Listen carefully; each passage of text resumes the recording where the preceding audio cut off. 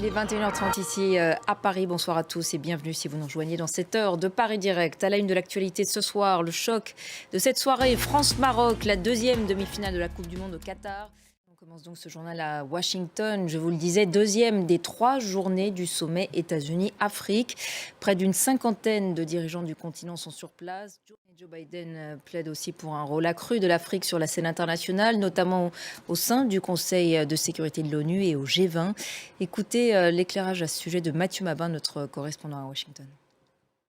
Je vous lisais également en titre, l'eurodéputée et désormais ex-vice-présidente du Parlement européen reste en prison, tout comme son compagnon Francesco Giorgi, lui aussi mis en cause dans l'affaire de corruption présumée impliquant le Qatar. Eva Kaili, par la voix de l'un de ses avocats, clame toujours son innocence. Florent Rodeau.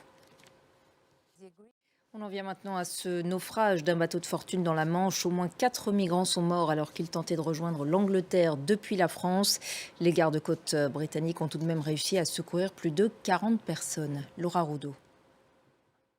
Allez, on prend maintenant la direction du Pérou. L'état d'urgence a été déclaré pour 30 jours, alors que les manifestations et les violences qui les ont accompagnés ont déjà fait 7 morts et plus de 200 blessés.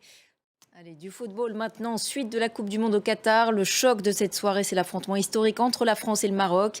Et on vient de l'apprendre, la France a marqué un nouveau but, l'œuvre de Kolo Muani. Score donc pour l'heure 2-0 donc pour la France. On suivra bien évidemment le résultat définitif de cette rencontre dans nos prochaines éditions. Restez avec nous dans quelques instants. Le journal de l'Afrique présenté par Myriam Amellal. Très belle soirée à vous tous.